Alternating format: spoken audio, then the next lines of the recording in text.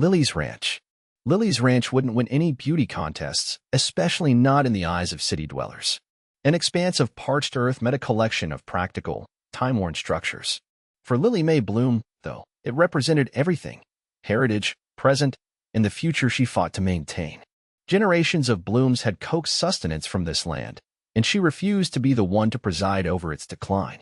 Leaning against the sun-baked hood of her battered Ford pickup, she let the morning's warmth seep into her skin.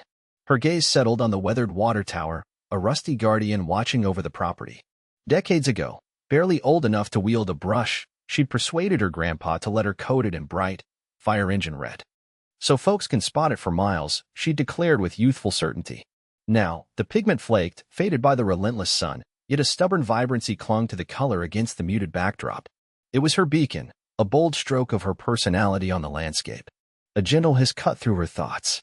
Frowning, Lily headed toward the tower's base, dry blades of grass snapping beneath her boots.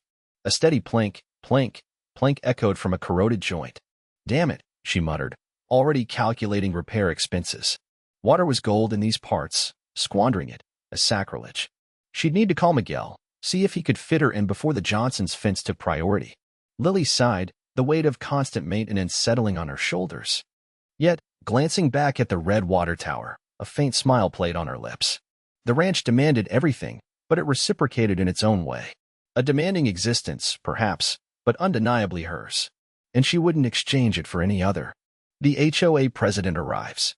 The low hum grew louder, morphing into a distinct electric whine. Lily Mae squinted, shielding her eyes. Dust swirled as a golf cart, aggressively pink and adorned with what looked suspiciously like miniature chrome bullhorns, lurched to a stop at the edge of her property. Agnes Gable. Mrs. Gable didn't bother parking properly, leaving the cart askew, one while teetering precariously on a rock. She surveyed the ranch with a pinched expression, her lips pursed so tightly they'd practically disappeared.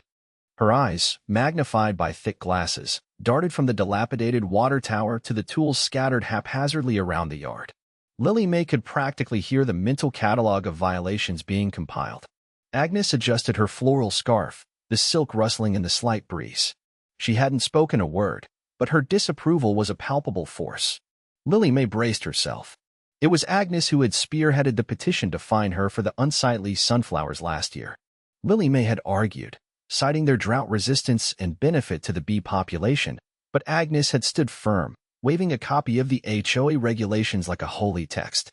"Aesthetics, Mrs. Bloom, aesthetics," she declared, her voice sharp enough to cut glass.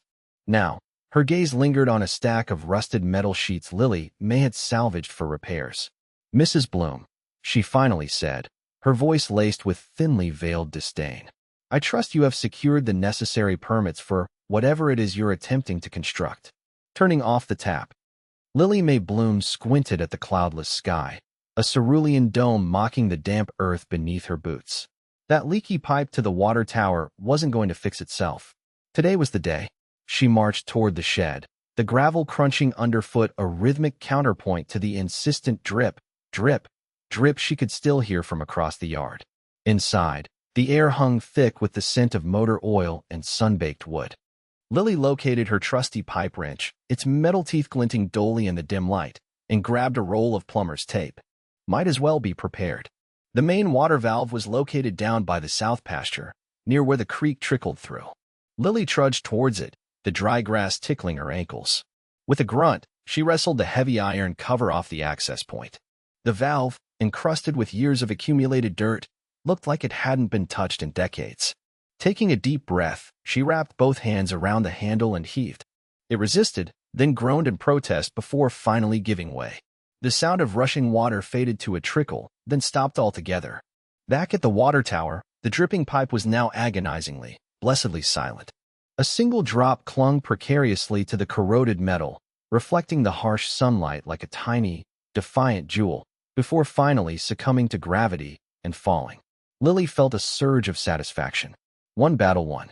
Now for the war. Accusations fly. Agnes Gable felt at first a subtle shift in the shower spray. The robust, almost violent, pressure she'd come to expect from the community well faltered, dwindling to a pathetic trickle.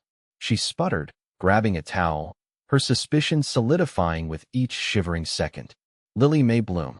It had to be. Agnes stormed out, not bothering to change from her damp bathrobe. She marched across the overgrown field that separated their properties, the morning sun glinting off the moisture clinging to her curlers. Lily May's ranch house looked, as always, like a tornado had tried to reassemble it. Today, however, something was different. Agnes spotted Lily May kneeling near the property line, a wrench in her hand, mud splattered across her already dubious overalls. A glint of metal caught Agnes's eye, a section of pipe, unearthed and gleaming wetly. "What in tarnation do you think you're doing?" Agnes screeched, her voice carrying on the still morning air. Lily May jumped, startled. She wiped her brow with the back of her hand, leaving a streak of grime. "Just fixin' a leak, Mrs. Gable. Been wasting water." "Wasting water? You're stealing water." Agnes jabbed a finger in Lily May's direction. "That's community water you're messing with."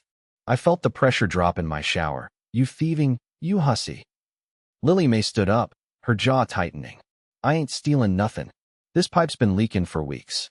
I'm Savon water, not talking it. I got the parts myself, paid for 'em out of my own pocket." She held up the old, corroded pipe section like a trophy. "See for yourself." Agnes squinted, unmoved. "Don't you lie to me, Lily May Bloom. 911 emergency." "You think I'm stupid, girl?" Agnes Gable's voice, sharp as a shard of glass, sliced through the morning air. Lily May, sweat plastering her bangs to her forehead, tightened her grip on the pipe wrench. "I know what a leak sounds like, and I know what happens to my water pressure when someone's siphoning off the supply." Lily May stood her ground, a smear of mud across her cheek. "I told you, Mrs. Gable, there's a problem with my line. I'm fixing it." The lie tasted like ash in her mouth. Agnes Gable's face crumpled into a roadmap of disapproval. She whipped out her phone, the screen flashing in the sunlight. "I've had enough of this. I'm calling the police." "What? You can't be serious." Lily May sputtered, dropping the wrench with a clang that echoed in the stillness. Agnes Gable ignored her, thumbing the screen. 911. "What's your emergency?" She barked into the phone, her voice dripping with righteous indignation. "Yes, I'd like to report a theft in progress." "Water theft?" "This woman, Lily May Bloom, at 424 Coyote Creek Lane, is illegally tapping into the water supply. My water pressure has been abysmal all morning, and I caught her red-handed messing with the pipes." She paused, listening, her gaze never leaving Lily May's face. "I want her arrested. She's a menace, a danger to the community, and probably a terrorist." Lily May stared, dumbfounded. "Terrorist? Her? Mrs. Gable, please. This is insane." Her heart hammered against her ribs, a frantic bird trapped in a cage. This wasn't just a dispute anymore. This was spiraling out of control. Deputy Johnson arrives. The gravel crunched under the tires of the patrol car, the sound oddly loud in the afternoon quiet. Deputy Johnson unfolded himself from the driver's seat, his belt creaking a low counterpoint to the idling engine. He adjusted his hat, the brim casting a shadow over his eyes as he surveyed the scene.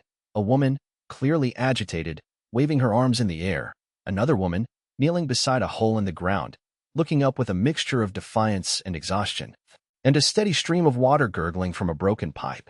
"Afternoon, ladies," he drawled, his voice calm and even. "Looks like we got ourselves a plumbing problem." He ambled closer, his boots sinking slightly into the muddy earth. Mrs. Gable, her face a mask of fury, rounded on him. "Deputy, thank goodness you're here. This woman, this terrorist, has sabotaged my water line. I demand you arrest her immediately." She pointed a trembling finger at Lily May, who remained kneeling, a wrench clutched in her hand like a weapon. Deputy Johnson raised a hand, a silent request for calm. "All right now, ma'am, let's just take a breath. Sabotage and terrorism are strong words. Why don't you tell me what you saw?" He turned his attention to Lily May, his expression neutral. "And you, ma'am, perhaps you can tell me your side of the story while we're at it." The water continued to flow, a relentless soundtrack to the brewing conflict. Proof of ownership. Leak? That's a lie. She's stealing our water. Agnes Gable shrieked, her face puce against her platinum hair. Deputy Johnson, sweat beading on his brow, held up a hand. "Ma'am, let's just calm down." Lily May Bloom wiped grease from her cheek with the back of her hand. "Deputy, I own this land. Every acre. I'm fixing a busted pipe." She gestured to the muddy ditch she'd been excavating. "The deed's in the house." "Well, go get it." Agnes snapped. Lily gave her a withering look before turning and stomping towards the ranch house. The screen door slammed behind her. The deputy sighed, the sound like air leaking from a tire. Minutes later, she reappeared, a thick, yellow document clutched in her hand. She thrust it at Deputy Johnson. Here. Proof. He took the deed, his expression unreadable as he scanned the legal jargon.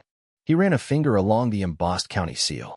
The only sounds were the buzzing of cicadas and Agnes Gable's agitated muttering. Finally, he cleared his throat. Mrs. Gable, he said, his voice carefully neutral. According to this deed, Ms. Bloom owns this property, including the water rights. The well, it's on her land.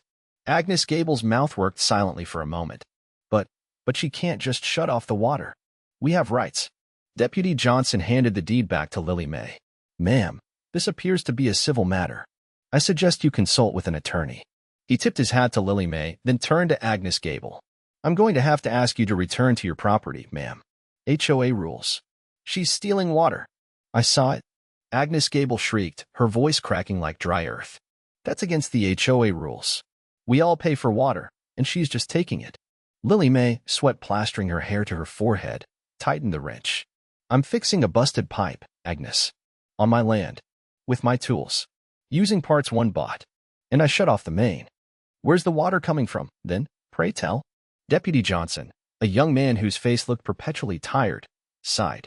The sun beat down, reflecting off the chrome of his patrol car and turning the dust devils dancing in the distance into shimmering mirages. He'd rather be dealing with a genuine crime.